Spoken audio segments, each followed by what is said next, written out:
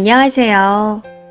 저 때문에 파혼한다고 하는 예비 동서가 제가 사과하면 다시 고려해본다 하기에 여쭤봅니다. 저는 어려서부터 부모님께 큰 사랑을 받고 자랐습니다.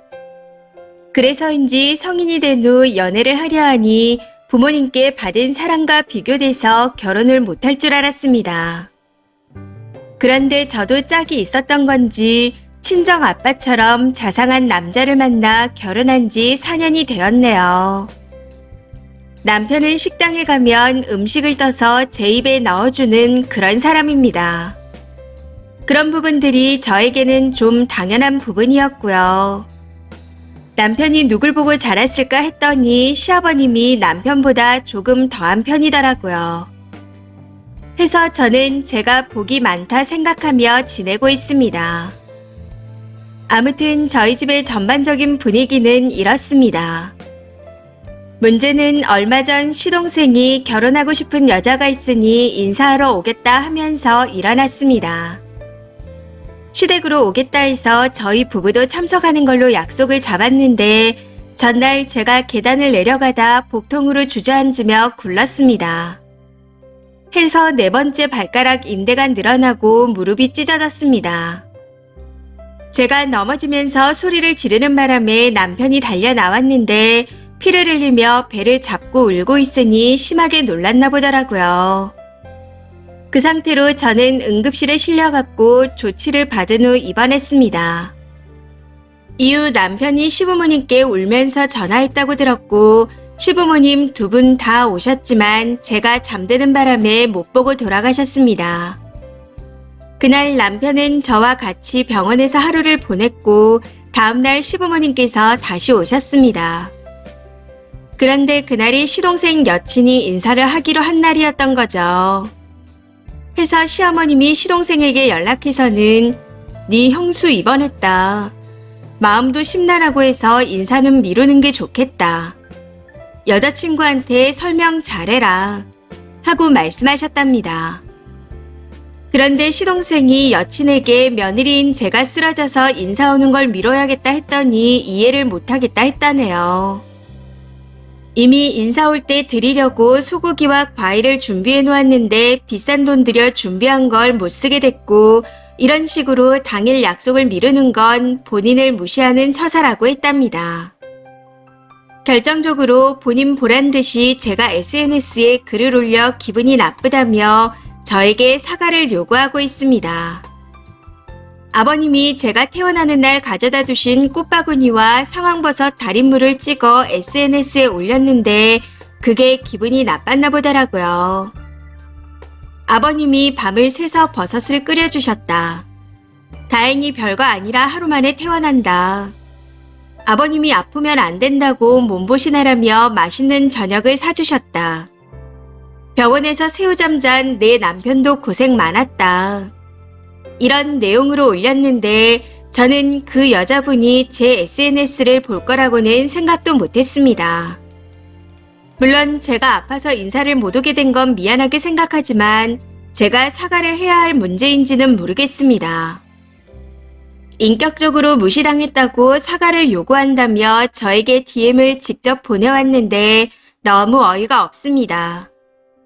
남편은 정신나간 여자라고 시부모님께 알린다는데 일단 기다려보라고 말렸네요. 시동생에게 전화했더니 그쪽 집에서 화가 많이 난 상태라 파혼 이야기까지 나왔다고 하는데 그 다음 말을 아끼더라고요. 이게 제가 사과를 해야 하는 상황일까요? 사과를 하려면 뭐라고 해야 할까요? 조언 부탁드립니다.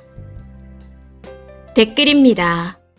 첫 번째, 지 부모한테 마누라 다쳤다고 울면서 전화한 남편이 제일 이상하고 며느리 때문에 상대방 생각 안 하고 약속을 취소한 시부모님도 경우가 없습니다. 거기다 자랑질 못해 죽은 귀신이 붙은 건지 다쳤다고 시부모님 남편이 이렇게 나를 챙겨준다. 나를 너무 사랑한다. 그러니 나는 내 지인들보다 행복하다. 하고 사진을 찍어 아무 말이나 써올린 쓰니는 눈치 없는 사람 같고요. 그냥 총체적 난국입니다. 두 번째, 예비동서 될 여자분 빨리 도망가세요. 이 집 이상합니다. 교통사고 같이 큰 사고도 아니고 계단에서 넘어져 인대가 늘어난 거잖아요. 부러진 것도 아닌데 그런다고요? 그것도 시부모가 아니라 형님들 사람이고. 그런 걸로 인사 오는 걸 미루는 집이 어디 있나요? 이 집에 가면 먹다 남긴 개밥 취급받을 것 같으니 빨리 도망가세요. 세 번째, 타이밍이 참 희한하네요. 쓰니가 큰 잘못한 건 없지만 그 여친이란 분도 결혼할 남자 부모님께 인사드리는 귀한 자리라 생각해서 나름 열심히 준비했을 겁니다. 근데 고의가 아니었더라도 그 자리가 파토나버린 것에 대한 마음은 헤아려 주셔야죠. 본의 아니게 중요한 일을 앞두고 일이 이렇게 돼서 많이 속상하겠다. 미안하다. 다음번에 자리 만들어지면 그때 정식으로 다시 인사하자. 이 정도 의사 표현은 하셔야 할 것 같습니다. 현명하게 잘 피해가세요. 그 여친분이 파혼하게 되는 빌미에 이용당하지 마시고요. 후기입니다. 글을 써놓고 정신이 없어 이제야 확인했습니다. 댓글이 많네요. 조언을 받고자 올린 글이었기에 반대 의견도 당연히 수용하겠지만 저희 집 분위기를 이해해 주셨으면 합니다. 제가 아니라 동서될 분이 먼저 며느리로 계셨어도 똑같이 하셨을 분들입니다. 본문에는 적지 못했지만 응급실에 실려갔을 때 복통과 함께 얼굴과 몸에 붉은 반점이 올라왔고 고열이 났습니다. 해서 여러 가지 검사를 요하는 상태라 입원을 하게 된 거였고요. 응급실에 간 그날 제 상태가 좋지 않으니 제가 얼마나 오래 입원할지 모르셨기에 시동생을 통해 미룰 수 있을지 여쭤보셨고 저는 미뤄졌다는 사실을 다음날 오전에 알게 됐습니다.